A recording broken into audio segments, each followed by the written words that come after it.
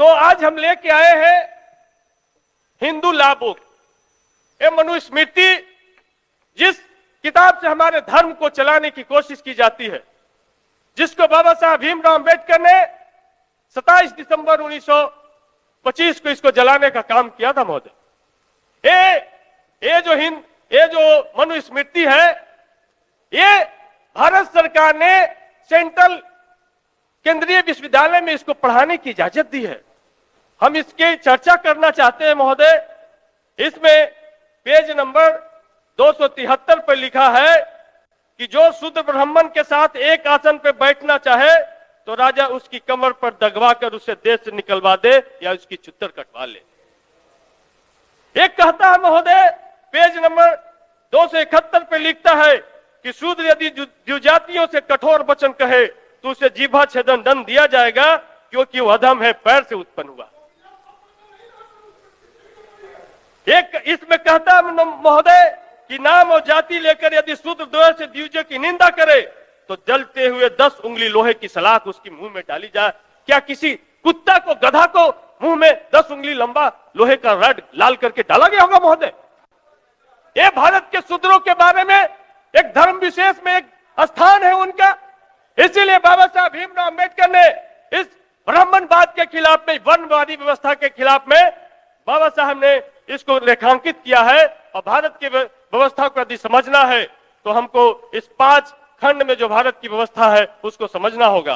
वैदिक काल जो 600 ईसा पूर्व के पहले का काल है, बुद्ध काल जो 600 से 1200 ईसा पूर्व का काल है, मुस्लिम काल जिसको कह सकते हैं, या मध्य काल 1200 ईस्वी से 1800 ईस्वी का काल है, ब्रिटिश काल जो 1800 से 1947, और अब जो स्वतंत्रोत्तर काल चल रहे हैं जिसमें भारत का संविधान लागू हो गया, उस काल में हम जी रहे हैं महोदय, उस काल में हम जी रहे हैं।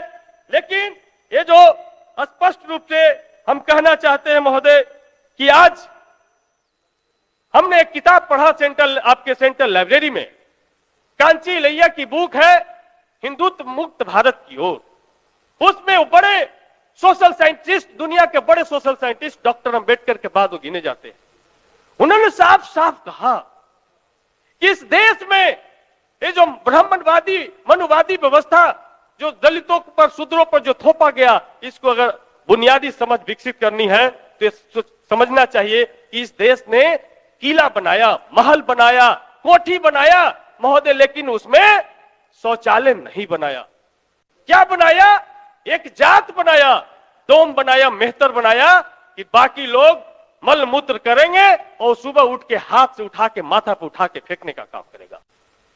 इस देश में महोदय वॉशिंग मशीन नहीं बना, इस देश में बासर मैन बना कि हम जिंदगी भर कपड़ा गंदा करेंगे, तुम्हारा काम, तुम धोबी हो, जिंदगी भर तुम्हारा काम धोना है। प्रधानमंत्री का भी किताब लेके आए हैं। इस देश में महोदय डॉक्टर नहीं बनाया, नर्सिंग होम नहीं बनाया, एक जात बनाया, चमैन बनाया कि किसी के घर में डिलीवरी हो तो बुलाओ चमैनिया को, उस चमैन को बुला करके डिलीवरी करवाया गया। इस देश में हम लेजर टेक्नोलॉजी विकसित नहीं किए, जूता चप्पल नहीं बनाए महोदय, लेकिन हमने एक जात बनाया, चमार बनाया कि भाई तुम्हारा काम जूता बनाना है और तुम्हारा काम जूता खाना है। आपकी बारी आएगा, आप अपनी बात करिएगा महोदय। इस देश में सबको गहना पहनना है, सबको सोने चांदी का सामान पहनना है, बहुत कीमती लगता है महोदय, लेकिन इसको बनाने के लिए कोई टेक्नोलॉजी नहीं बनाया, एक जात सोनार बनाया। इस देश में सबको बर्तन चाहिए, लेकिन बर्तन का टेक्नोलॉजी नहीं बनाया। हमने कुम्हार एक जात बनाया, लेकिन उसके साथ क्या हमने व्यवहार किया? इस देश में हेयर कटिंग सर्जरी हमने विकसित नहीं किया, इस देश में हमने हेयर कटिंग सर्जरी हमने विकसित नहीं किया। हमने एक जात बनाया, नाई बनाया, ठाकुर बनाया कि तुम्हारा काम जीवन भर हमारा बाल और नाखून काटना है। यह भारत का मनुवादी व्यवस्था। उस मनुवादी व्यवस्था के खिलाफ दलित, शोषित, पीड़ित आज लड़ करके यहां तक पहुंचे हैं। और आज हम अपने अनुसूचित जाति जनजाति कल्याण मंत्री जी को धन्यवाद देते हैं कि उन्होंने कम से कम देर से ही सही, लेकिन हम लोग लगातार मांग कर रहे थे कि इस देश में सावित्रीबाई फुले की पहचान होनी चाहिए, और उन्होंने हर एक जिला में 100 बेड का सावित्रीबाई फुले बालिका छात्रावास बनाने का ऐलान किया। लेकिन महोदय काफी है, हम हर एक प्रखंड में कॉलेज महाविद्यालय खोलने की बात कर रहे हैं और 100 बच्चियों के लिए हम जिला में आवासन की व्यवस्था कर रहे हैं। यहाँ जात पूछ करके डेरा नहीं मिलता महोदय। हम विधायक बन गए, हमको 3 महीना तक कोई डेरा नहीं दिया, तो जा करके अंतिम छोर पर हमको रहना पड़ा। ये सच्चाई है इस देश का महोदय। इसलिए महोदय कम से कम ये जो सावित्रीबाई फुले जो छात्रावास जो बन रहा महोदय, इसका कम